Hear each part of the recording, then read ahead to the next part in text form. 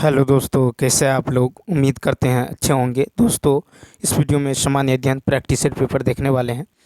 यह video BPSC tree 4.0 के लिए अत्यंत आवश्यक है, तो आप लोग लास्ट तक जरूर बने रहिएगा। इसमें टोटल क्वेश्चन आपको 40 देखने को मिलेगा, जो कि 40 अंक का होता है। इसमें maths, reasoning, GK, GS, current affairs सारे देखने को मिलेगा, तो आप लोग लास्ट तक जरूर बने रहिएगा। यदि आप नए हैं तो चैनल को सब्सक्राइब कर लीजिए, बेल आइकन को प्रेस कर दीजिए और एक बार वीडियो को शेयर कर दीजिए। इसके अलावा अब यदि आप language qualifying paper, math, science और रीजनिंग का प्रैक्टिस सेट पेपर देखना चाहते हैं, तो आप प्ले लिस्ट के जरिए देख सकते हैं। तो चलिए शुरू करते हैं। क्वेश्चन नंबर फर्स्ट से कहता है कि भारतीय मानक जो है यमयत्तर रेखा 5 राज्यों से होकर गुजरती है। इनमें से जो है इन 5 राज्यों में से किस एक राज्य से नहीं गुजरती हैं। तो देखिए 40 का होगा तीसरा ऑप्शन, बिहार। तो भारत के 5 राज्य जिनसे होकर भारतीय मानक जो है मेरिडियन गुजरता है, वे राज्य हैं उत्तर प्रदेश, मध्य प्रदेश, छत्तीसगढ़, उड़ीसा एवं आंध्र प्रदेश। ठीक है, तो यहाँ पे तीसरा ऑप्शन क्या होगा, राइट होगा। नेक्स्ट क्वेश्चन देखिए। क्वेश्चन नंबर 41 है कि मानव शरीर में पाई जाने वाली सबसे बड़ी ग्रंथि कौन सी है।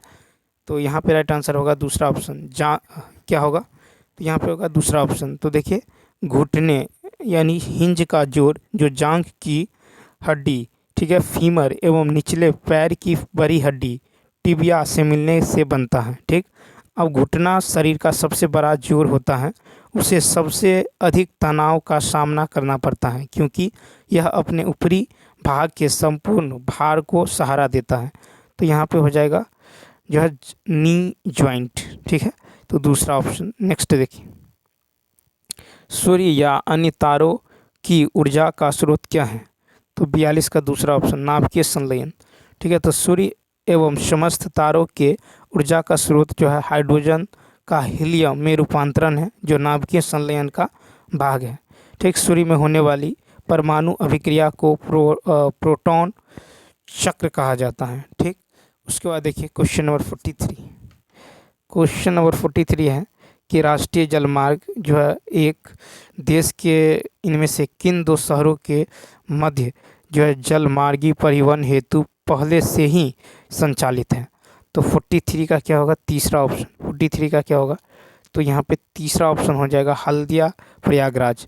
तो हल्दिया इलाहाबाद 1620 किलोमीटर के बीच गंगा भागीरथी हुगली नदी को जो है 1986 में राष्ट्रीय जलमार्ग फर्स्ट यानी 1620 किलोमीटर के रूप में जो है घोषित किया गया था। नेक्स्ट, फिर स्वतंत्रता से पूर्व भारत में गरीबी की अवधारणा पर चर्चा करने वाले सर्वप्रथम व्यक्ति कौन थे। 44 का तीसरा होगा दादा भाई नौरोजी। तो स्वतंत्रता पूर्व भारत में दादा भाई नौरोजी गरीबी रेखा की अवधारणा पर चर्चा करने वाले पहले भारतीय व्यक्ति थे। उन्होंने poverty and un British rule in India में इसका वर्णन किया है। नेक्स्ट, फिर है कि विलेय और विलायक के समांगी मिश्रण को कहा जाता है। 45 का दूसरा, विलेय। तो विलयन एक जो है समांगी मिश्रण होता है जिसमें एक विलायक में घुला हुआ विलेय होता है। विलेय वह पदार्थ है जिसे घोला जाता है, जबकि विलायक घुलने वाला जो है माध्य पदार्थ है। ठीक है, विलयन कई अलग अलग प्रकार एवं विलेय व विलायक के रूपों में साथ जो है बनाया जाता है। तो याद रखना है, विलेय और विलायक के समांगी मिश्रण को विलेय। ठीक है, तो यहाँ पे विलयन एक समांगी मिश्रण होता है। विलयन क्या होता है, एक समांगी मिश्रण होता है। ठीक है, जिसमें एक विलायक में घुला हुआ विलेय होता है, जिसमें ठीक है एक विलायक में घुला हुआ क्या होता है, विलेय होता है। नेक्स्ट, फिर है कि भारतीय संविधान में विधि पूर्ण प्रशासन का विचार इनमें से किस संविधान से लिया गया है। तो 46 का होगा तीसरा ऑप्शन, ब्रिटिश। तो देखिए भारत में ब्रिटिश संविधान से जो है निम्नलिखित प्रावधानों को लिया है, जैसे सरकार का संसदीय स्वरूप। ठीक है, सरकार का संसदीय स्वरूप, एकल नागरिकता का विचार, विधि के शासन की अवधारणा, स्पीकर की संस्था व उसकी भूमिका और विधायी प्रक्रिया, ये सब लिया गया है। ठीक है, तो ब्रिटिश। तो यहाँ पे तीसरा ऑप्शन। नेक्स्ट देखिए, उत्तर प्रदेश में स्थित त्रिवेणी संगम में निम्नलिखित में से कौन सा नदियाँ मिलती हैं। 47 का फर्स्ट, गंगा यमुना सरस्वती। त्रिवेणी संगम गंगा यमुना एवं पौराणिक सरस्वती नदी का संगम है। नेक्स्ट, फिर है कि सोमगो झील भारत के किस राज्य में स्थित है? 48 का दूसरा है सिक्किम। तो देखिए सोंगमो झील जो है, जिसे सोंगमो झील या चांगगू झील के नाम से भी जाना जाता है, सिक्किम के पूर्वी सिक्किम जिले में एक हिमनद झील है। नेक्स्ट 49 नंबर है कि निम्नलिखित में से कौन सा दर्रा सिक्किम को चीन से जोड़ता है? 49 का होगा दूसरा नाथुला दर्रा। ठीक है, तो यहाँ पे होगा पुराने रेशम मार्ग पर स्थित नाथुला दर्रा सिक्किम को चीन के तिब्बत जो स्वायत्त क्षेत्र से जोड़ता है। 1959 में चीन के जनवादी गणराज्य द्वारा तिब्बती विद्रोह को दबाने के बाद इन्हें लगभग 4 दशकों के लिए सील कर दिया गया। नेक्स्ट क्वेश्चन नंबर देखिए 50 है कि महत्वपूर्ण विदेशी यात्रियों और उस शासक या राजवंश जिसके शासनकाल के दौरान वे भारत आए थे का निम्नलिखित में से कौन सा सुमेलित नहीं है? 50 का तीसरा ऑप्शन यानी जॉन जॉर्डन। तो देखिए यहाँ पे जो हो जाएगा इटालियन यात्री निकोलाओ मनुची 1653 से 1760 मुगल सम्राट शाहजहां के शासनकाल के दौरान भारत आया था। ठीक है, तो यहाँ पे हो जाएगा आपको तीसरा ऑप्शन हो जाएगा। ठीक, उसके बाद देखिए क्वेश्चन नंबर नेक्स्ट 51। नेक्स्ट की यदि बात करें तो नेक्स्ट है कि जनरेटर नामक उपकरण परिवर्तित करता है तो यांत्रिक ऊर्जा को विद्युत ऊर्जा में। तो विद्युत जनरेटर एक उपकरण है जो यांत्रिक ऊर्जा को विद्युत ऊर्जा में परिवर्तित करता है।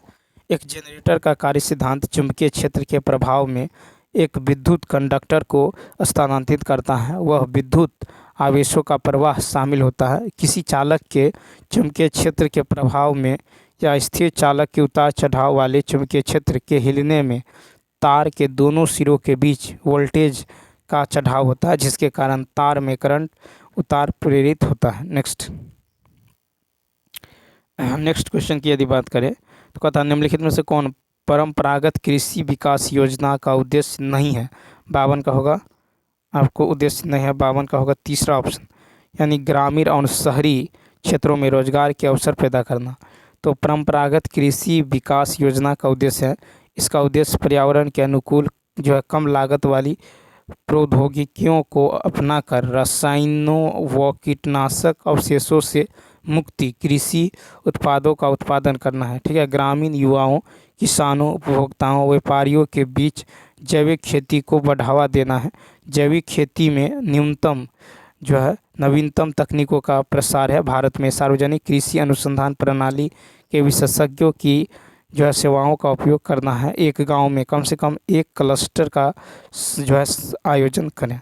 नेक्स्ट क्वेश्चन देखें, कहता सकल घरेलू उत्पादन निम्नलिखित में से किसका कुल मूल्य है? तो 53 का हो जाएगा आपको तीसरा एक विशिष्ट वर्ष के दौरान उत्पादित सभी अंतिम उत्पादों एवं सेवाओं का।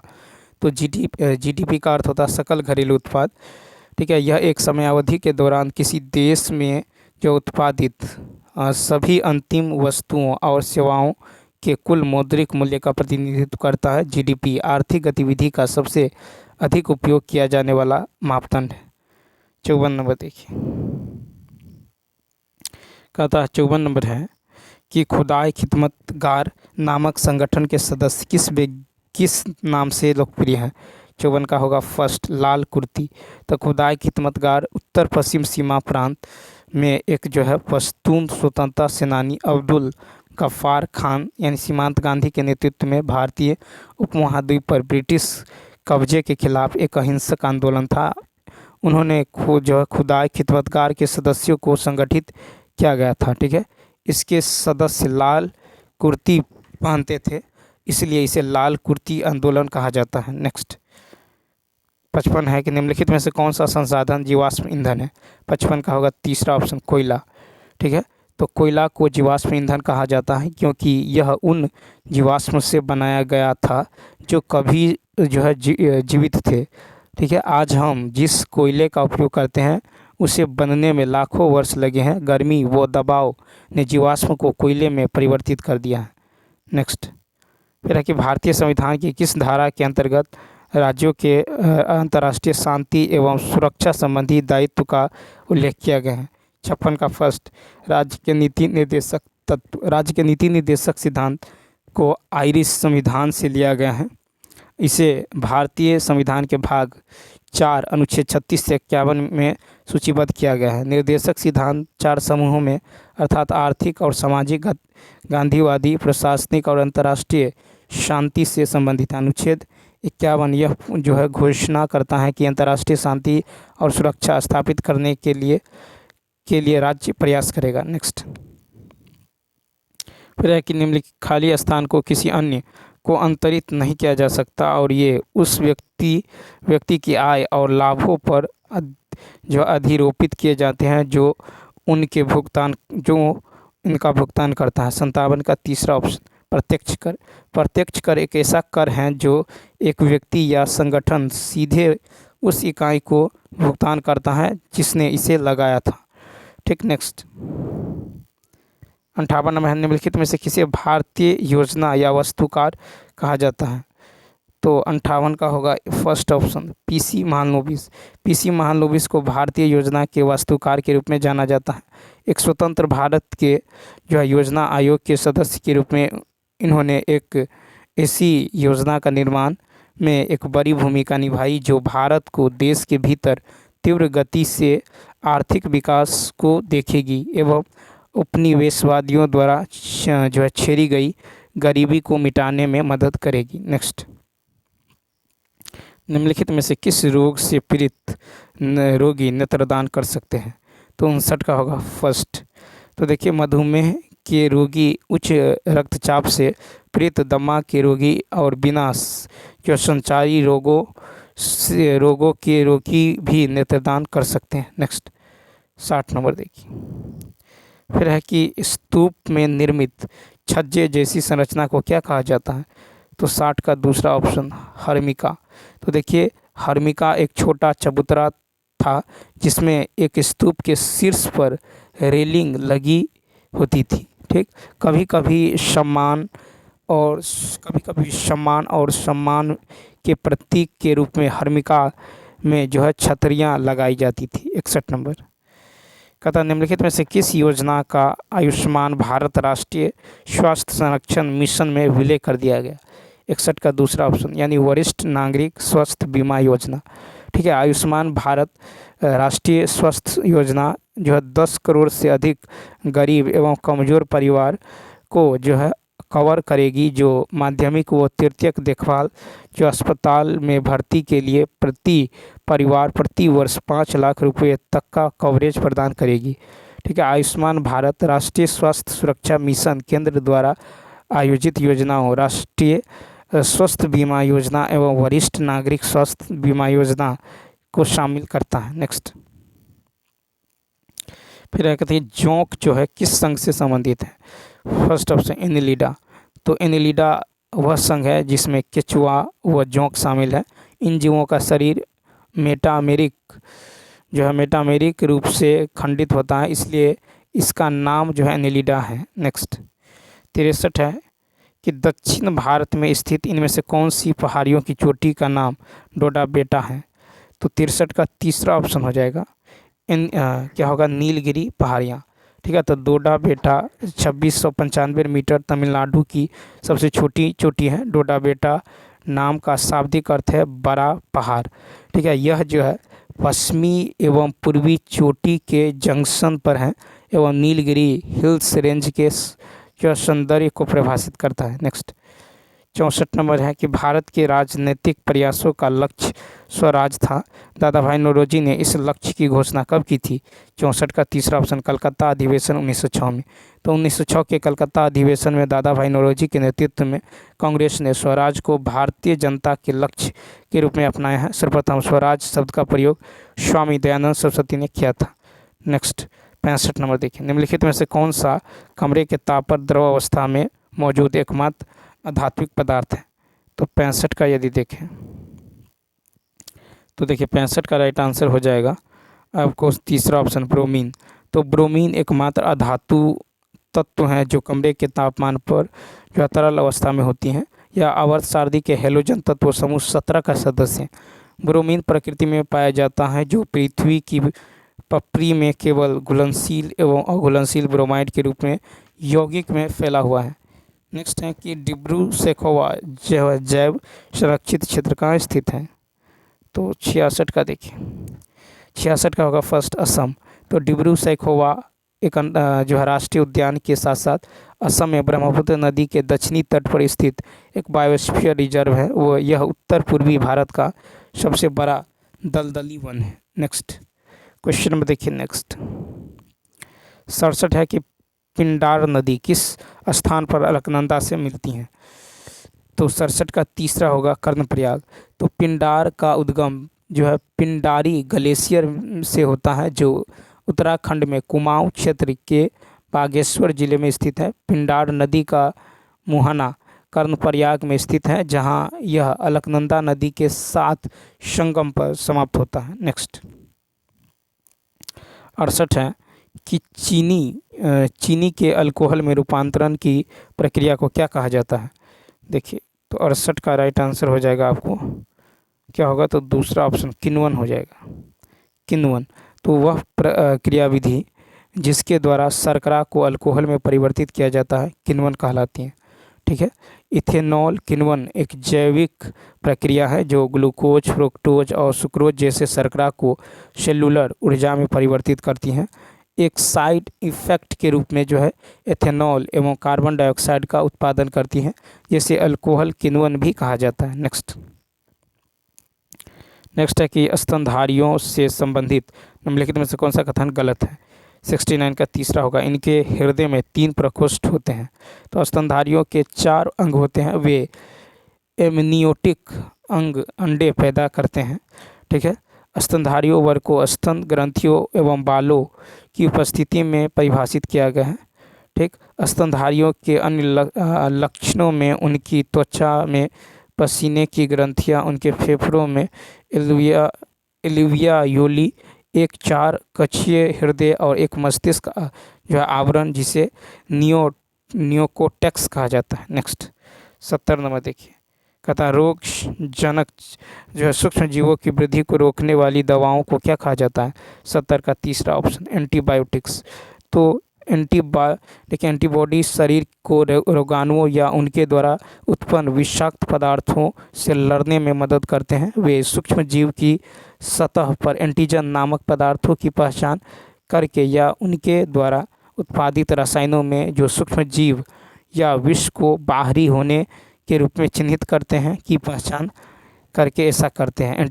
एंटीबॉडी तब इन एंटीजन को विनाश के लिए चिन्हित करते हैं। इस मामले में कई कोशिकाएं, प्रोटीन एवं रसायन शामिल हैं। अब चलिए देखते हैं मैथ का क्वेश्चन जो छूटा हुआ था, क्वेश्चन नंबर 31। तो यहाँ से देखिए मैथ क्वेश्चन जो है, यहाँ से मैथ का क्वेश्चन शुरू होता है। तो क्वेश्चन नंबर 31 देखिए, क्वेश्चन नंबर 31 की यदि बात करें तो कहता है कि ऐसी 4 क्रमागत संख्याएं ज्ञात कीजिए कि पहली संख्या के 2 गुने, दूसरी संख्या के 3 गुने, तीसरी संख्या के 4 गुने और चौथी संख्या के 5 गुने का योग 236 है। ठीक, कितना है? तो 236। तो यहाँ पे देखिए पहली संख्या, तो मान लेते हैं कि 4 क्रमिक संख्या x, x+1, x+2 और x+3 है। ठीक, x+3 है। अब देखिए कहता है कि पहली संख्या के 2 गुने, पहली संख्या तो 2x हो जाएगा, पहली संख्या के 2 गुने, दूसरी संख्या के 3 गुने, तो दूसरी संख्या के 3 गुने, फिर हो जाएगा दूसरी संख्या के 3 गुने, तीसरी संख्या के 4 गुने, तो 4 × x+2। ठीक है, 4 गुने। उसके बाद कहता है कि तीसरी संख्या के 4 गुने और चौथी संख्या के 5 गुने, यानी 5 इंटू, यहाँ पे होगा 5 × x+3। ये किसके बराबर है? तो ये है 236 के बराबर। ठीक है, तो ये हो जाएगा आपको कितना? 2x + 3x + 3 + 4x + 8 + 5x + 15, ये बराबर किसके? 236। 236 यानी ये हो जाएगा 14x + 26 बराबर हो जाएगा 236 के। ठीक, तो 14x बराबर कितना होगा? 14x बराबर हो जाएगा आपको 210। ठीक है, तो x बराबर होगा 210/14 यानी कितना? 15। कट के कितना होगा?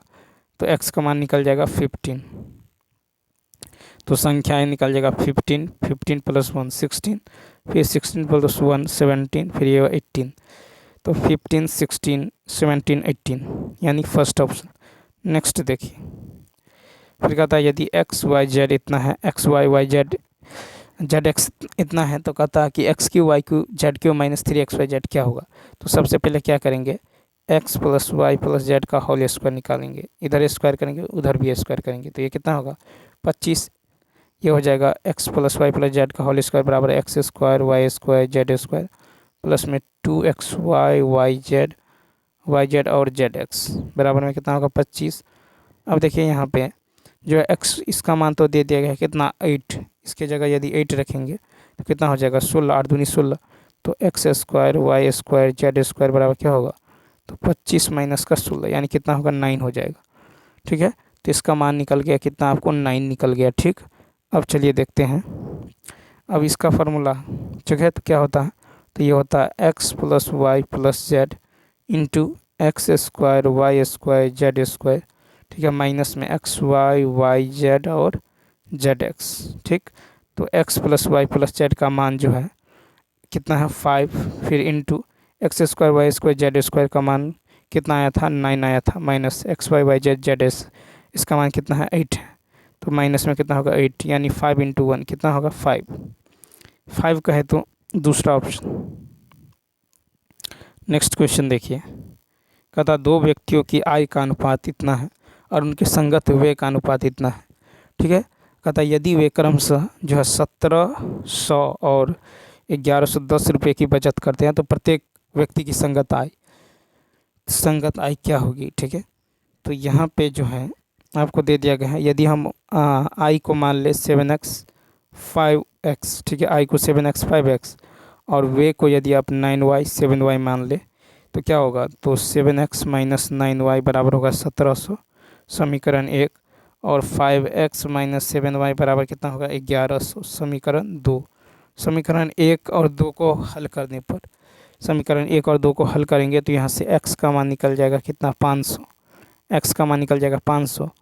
ठीक, तो यहाँ पे निकल जाएगा x का मान 500, तो i कितना हो जाएगा 7 गुने 500 यानी 7 गुने 500 3500, और यहाँ पे हो जाएगा कितना 5 गुने 500 तो 2500, तो कितना 3500 और 2500 यानी इसका जो राइट आंसर होगा 5 हो जाएगा। नेक्स्ट क्वेश्चन देखिए 34। देखिए, कहता कि सचिन और अनिल चंडीगढ़ से 50 किलोमीटर दूर स्थित कालका की ओर एक ही समय में चलना शुरू करते हैं। सचिन की चाल अनिल की चाल से इतना कम है, ठीक है, 6 किलोमीटर प्रति घंटा कम है। अनिल जो है कालका पहुंचता है और तुरंत चंडीगढ़ के लिए वापस चलना शुरू करता है। मार्ग में कालका से 20 किलोमीटर की दूरी जो है वह सचिन से मिलता है, दूरी पर सचिन से मिलता है। सचिन की चाल क्या है, तो देखें यहाँ पे जो है सचिन और अनिल चंडीगढ़ से 50 किलोमीटर दूरी पर स्थित है। तो सचिन और अनिल की दूरी का अनुपात, तो ये हो जाएगा सचिन की गति और अनिल की गति। तो सचिन की गति और अनिल की गति ये कितना है, तो 30 और 70, ठीक, यानी कितना होगा 3:7। ठीक है, तो 3:7 हो गया। अब प्रश्नानुसार देखिए, तो यहाँ पे हो जाएगा आपको 7x, यहाँ पे हो जाएगा 7x माइनस 3x बराबर कितना 6, क्योंकि सचिन की चाल अनिल की चाल से 6 किलोमीटर प्रति घंटा कम है। तो यहाँ पे हो जाएगा आपको 7x minus 3x 7x minus 3x बराबर होगा 6 होगा। ठीक, या फिर यहाँ पे आप जो है 4x बराबर 6 होगा, तो x बराबर कितना होगा 1.5, x बराबर 1.5। सचिन की गति 3x है, तो यहाँ पे होगा 3 गुने 1.5, 3 गुने 1.5 यानी ये हो जाएगा 4.5 किलोमीटर पर आवर। तो यहाँ पे जो राइट आंसर होगा 4.5, A option. Next question number देखिए 35 है कि दो श्रमिक एक्स और वाई कार्य करते हैं। एक्स को अकेले काम करते हुए उस कार्य को पूरा करने में दोनों के एक साथ मिलकर उसी कार्य को पूरा करने में लगने वाले समय से 12 घंटा अधिक लगते हैं। यदि y जो है अकेले कार्य करता है तो उस कार्य को पूरा करने में दोनों को एक साथ मिलकर उसी कार्य को करने में पूरा करने वाले समय से 27 घंटे अधिक समय लगता है। उन्हें एक साथ मिलकर उस कार्य को कितना यानी कार्य को पूरा करने में कितना समय लगेगा। तो देखिए इसको जो लगता है वो 12 घंटे अधिक लगता है, ठीक। इसे जो है 27 घंटे कम लगता है, ठीक।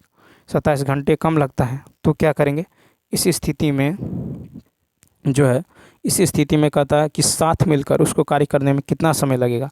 तो 12 और 17 का जो है वर्गमूल निकालेंगे। 12 गुने 27 27, तो 12 गुने 27, तो इसको क्या लिख सकते हैं 4 गुने 3, इसको क्या लिख सकते हैं 9 गुने 3, ठीक है। तो इसमें से 2 बाहर आएगा, यहाँ देखिए इसमें से 3 बाहर आएगा, फिर इस 9 में से 3 बाहर आएगा, तो कितना होगा 3 दूनी 6 त्रिक 18, कितना होगा तो 18 घंटे। तो इसका 18 घंटे क्या होगा राइट होगा, 18 घंटे क्या होगा राइट होगा, यानी दूसरा ऑप्शन इसका राइट आंसर होगा। नेक्स्ट क्वेश्चन देखिए, कहता है एक घनाभ का आयतन ज्ञात करें, इसकी लंबाई 2 गुना अधिक है और इसकी चौड़ाई और कुल तुलना में चौड़ाई 12 सेंटीमीटर है, इसकी लंबाई से दुगुना है। तो 36 में देखिए चौड़ाई कितना है, चौड़ाई आपको दे दिया गया है 12 है, ठीक। तो ऊंचाई क्या होगा, ऊंचाई जो है की तुलना में चौड़ाई 12 सेंटीमीटर है, इसकी जो है ऊंचाई जो है 12/2 यानी 6 सेंटीमीटर, 12/2 यानी 6 सेंटीमीटर है, ठीक। तो ऊंचाई आपको जो है आधा है चौड़ाई का, ठीक। और उसके बाद देखिए यहाँ पे जो हो जाएगा आपको लंबाई कितना होगा, तो लंबाई दोगुना है, तो लंबाई जो है 2 गुने 12 यानी कितना होगा, लंबाई जो है 12 लंबाई जो है, फिर कहता है कि 2 गुना अधिक है, यानी 2 गुने 12 प्लस 12 यानी ये 36 है, कितना 36। तो घनाभ का आयतन लंबाई गुने चौड़ाई गुने ऊंचाई, 36 गुने 12 गुने 6, ये हो जाएगा 2592 ये ऑप्शन। नेक्स्ट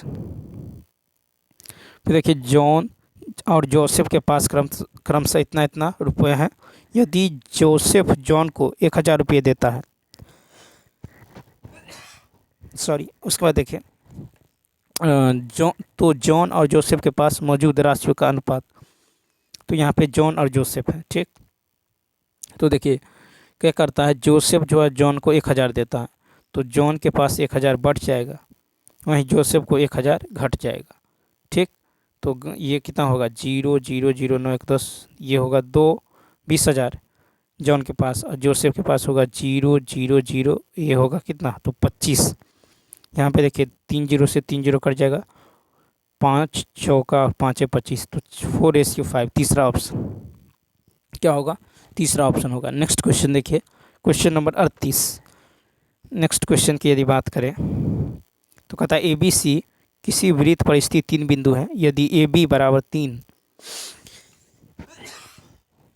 देखिए AB बराबर 3 कर रहा है, AB बराबर 3, ठीक। और BC बराबर 4, तो वृत्त की त्रिज्या क्या होगा, वृत्त की त्रिज्या, तो यहाँ से आप कोण B निकालेंगे, कितना होगा 180 माइनस 160 प्लस 30 यानी 90, निकल गया कितना 90, तो कोण B निकल गया 90, कोण B कितना निकल गया 90।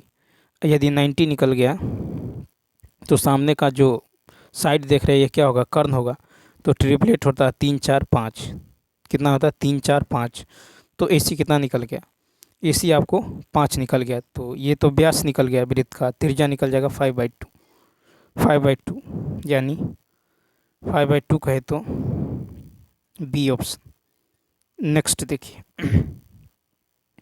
कहता है एक बैग में जो है 30 गेंद रखी है, जिन पर 1 2 3 से लेकर 30 संख्या अंकित है। बैग से यादृच्छिक रूप से गेंद निकाली जाती है। बैग से निकाली गई गेंद पर अंकित संख्या के 4 या 6 से विभाज्य होने की प्रायिकता, तो 4 या 6। तो देखिए यहाँ पे जो है NS कितना है, तो NS कितना है 30 है, 1 से लेकर 30 तक है, NS हो गया आपको 30, और E बराबर देखिए 4 या 6, तो 4 या 6 से विभाज्य होने वाली, तो 4 उसके बाद 6, 8, 12, 16, 18, सॉरी कितना होगा 20, 24, उसके बाद 28, 30। ठीक है, तो यानी कितना हो गया, टोटल हो गया 10। ठीक है, टोटल कितना हो गया 10। 4 या 6 से विभाज्य होने की प्रायिकता कर रहा है, तो कितना होगा 4, 6, 8, 12।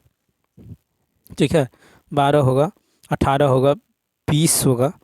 ठीक है, 20, 24 होगा, उसके बाद 28 होगा, उसके बाद क्या होगा 30 होगा। तो एन ई हो गया 10। तो प्रोबेबिलिटी ऑफ ई बराबर एन ई बटा एन एस, यानी 10/30 कट के 1/3। तो इसका राइट आंसर होगा 1/3 यानी 5 ऑप्शन। ठीक है, क्या होगा 5 ऑप्शन क्या होगा, राइट होगा। तो चलिए दोस्तों, इस वीडियो में इतना ही। यदि यह वीडियो अच्छा लगा हो तो लाइक, शेयर और सब्सक्राइब करना न भूलें। साथ ही साथ कमेंट करके बताइए यह वीडियो आपको कैसा लगा। तो चलिए मिलते हैं नेक्स्ट वीडियो में। Thanks for watching.